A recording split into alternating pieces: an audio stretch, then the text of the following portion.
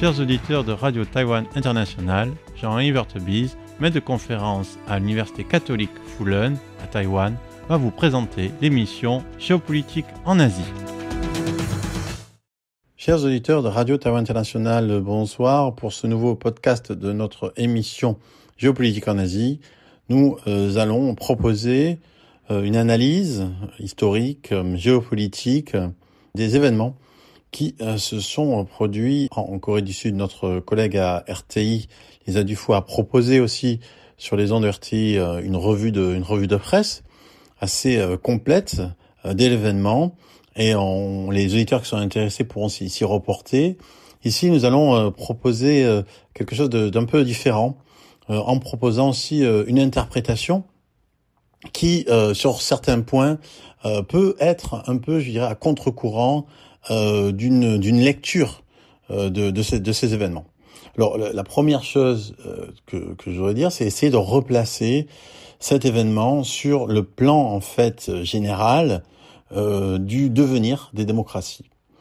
Alors, on sait ce que montre donc cet événement, donc en rappelant brièvement, avant d'y revenir ensuite, le moment dont on veut parler, à savoir le fait que le président Yoon de Corée du Sud a déclaré la loi martiale, qu'il a ensuite lui-même suspendu après un vote du Parlement qui s'est réuni pendant la nuit. Donc, projet de loi martiale avorté, qui a causé la démission du ministre de la Défense, inculpé, et qui a commis, on sait, une tentative de suicide. Donc, c'est cet événement-là sur lequel il revient, et cet événement, on peut évidemment le comprendre du point de vue interne, on va y revenir, mais pour moi, il s'agit aussi de le globaliser et de le comprendre dans ce qu'on pourrait appeler une crise globale de la démocratie. Alors, pendant longtemps, les chercheurs qui se sont intéressés à la démocratie, en fait, c'était des chercheurs qui parlait du processus de démocratisation, c'est-à-dire on évoquait la manière dont les démocraties se mettaient en place et la manière dont les démocraties se consolidaient.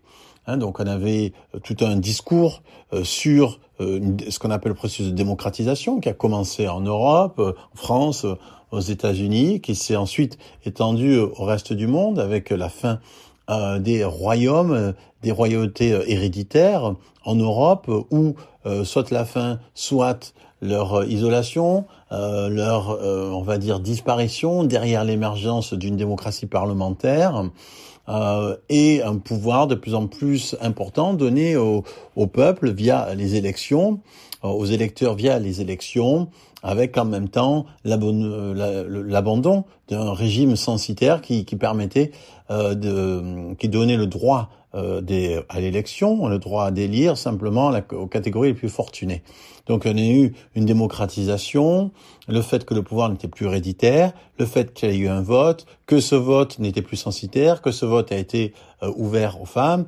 Donc c'est ce qu'on appelle ce processus de démocratisation qui, on va dire, s'élargit, en même temps se consolide, et se consolide notamment à travers les alternances politiques, c'est-à-dire on passe d'un parti à un autre. Quand il y a une alternance politique sans violence, on parle de processus de consolidation. Quand il y a une alternance politique avec violence, on dit qu'il n'y a pas encore consolidation. Mais en fait, ce dont on s'aperçoit, en tout cas c'est mon analyse depuis quelque temps, c'est on a un processus qui n'a pas été encore analysé comme tel, que j'appellerais le processus de déconsolidation. Donc un processus global de déconsolidation. Et on peut dire que les événements aux États-Unis, les émeutes, les émeutes après les élections, la tentative de prise du Parlement, du Capitole aux États-Unis après la défaite de Trump lors des dernières élections, était en fait un moment de vacillement de ce qui était normalement le cœur de la démocratie libérale dans le monde occidental. Et donc on sait que ça signifie que la démocratie est fragile. La démocratie est fragile parce qu'en fait elle repose sur une sorte de lien entre le pouvoir et ceux qui donnent le pouvoir, donc les électeurs, on peut dire en gros le peuple, même si c'est le peuple en tant que les citoyens, on va dire. Ce lien, il est fragile puisque à la fois il suppose que celui qui est élu écoute les électeurs et en même temps il suppose aussi que les électeurs acceptent ce que fait celui qui est élu, ce que font ceux qui sont élus. Donc, et aujourd'hui, on a l'impression que d'un côté, les électeurs, d'une certaine manière, se désolidarisent des élus. Ils n'arrivent plus à s'identifier à ces élus, et en même temps, on a l'impression aussi que ces élus n'écoutent plus leurs électeurs. Donc, en fait, et ça se renforce mutuellement. Et donc, on a une forme de crise de la démocratie dans le monde libéral lui-même. On sait en France qu'il y a cette crise parlementaire. Donc avec la répétition, et la France a plusieurs gouvernements successifs, une quelque chose qu'a connu la Belgique avec une instabilité politique presque chronique et qui est aujourd'hui le cas de la France. Donc on voit un problème ici. Et je dirais ce qui s'est passé en fait en Corée du Sud doit se placer aussi dans ce cadre d'une nouvelle fragilisation des démocraties. Alors cette déconsolidation globale des démocraties me semble due à deux facteurs. Le premier facteur, le plus évident, c'est que en fait le pouvoir, le gouvernement, a de moins en moins la capacité de satisfaire à des exigences de ses électeurs qui sont de plus en plus fortes et de plus en plus diverses. Donc comment satisfaire tout le monde alors que chaque personne, chaque groupe a parfois des vœux, des souhaits complètement opposés, et cela avec une assise budgétaire de plus en plus restreinte. Puisque c'est ça le problème, c'est que le pouvoir ne peut plus satisfaire la population qui se sent trahie, parce que lui-même, en fait, il a de moins en moins de pouvoir. Le pouvoir, on a l'impression, il a migré de la sphère de l'État à celle du capital. Selon le dernier rapport d'Oxfam, le 1% le plus riche possède plus de richesses que 95% du reste de l'humanité. C'est-à-dire que 1% de la population possède plus de richesses et plus riche que les 95% restants. Donc on a cette énorme inégalité et qui fait que en fait le pouvoir doit répondre pas simplement aux électeurs, mais aussi à tout un ensemble de personnes qui sont pas ceux qui élisent directement le président, qui sont tous les fonds de pension, tous les acteurs économiques qui permettent à l'État on va dire, d'emprunter sur les marchés, etc. Et donc, ça, c'est quelque chose qui fausse la représentation politique et qui induit une fragilité, une insatisfaction on va dire, des citoyens. La deuxième chose, évidemment, c'est l'émergence ou la réémergence des régimes illibéraux depuis en fait 1989, depuis évidemment Tiananmen.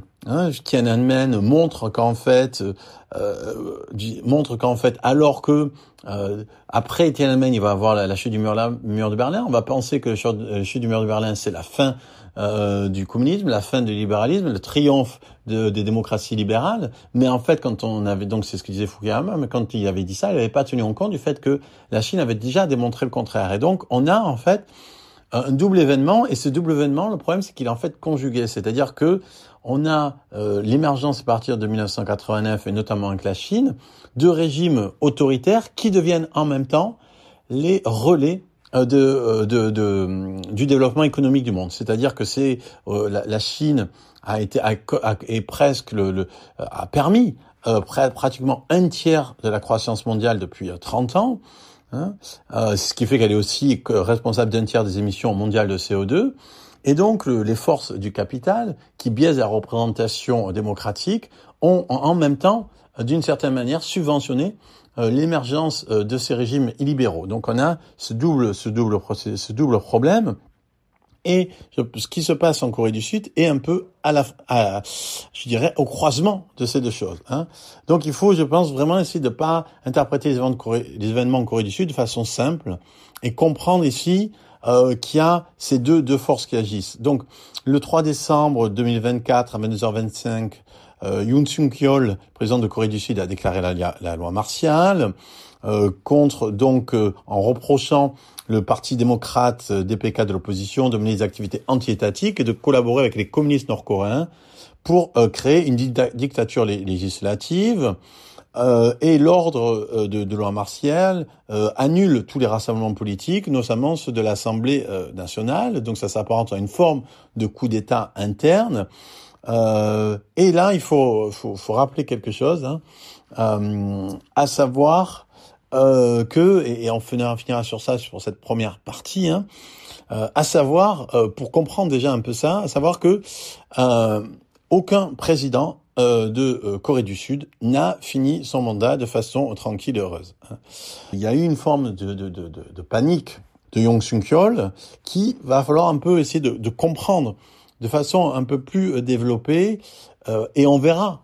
On va voir en fait dans notre deuxième podcast pourquoi en fait c'est peut-être un peu trop simple de parler de résilience démocratique de la Corée du Sud et l'événement de cette loi martiale, donc qui est assez catastrophique en tant qu'événement, et le fait que l'opposant principal aujourd'hui, le chef de l'opposition, candidat perdant à la présidentielle de 2022, c'est Lee Jae-myung, et aussi en fait problématique. Il faut en fait essayer de se retenir, on va l'expliquer la prochaine fois, de voir simplement dans la levée de la loi martiale, dans le rôle de l'opposition, qui a pris d'une certaine manière l'Assemblée pour faire ce vote annulant la loi martiale. Il faut éviter de voir ça de façon trop simpliste, comme simplement une victoire de la démocratie, parce que en fait, il y a un certain nombre de choses qui sont en jeu à travers cet événement. Je reviens donc la semaine prochaine. C'était Jean Evertebise dans son émission Géopolitique en Asie pour RTI.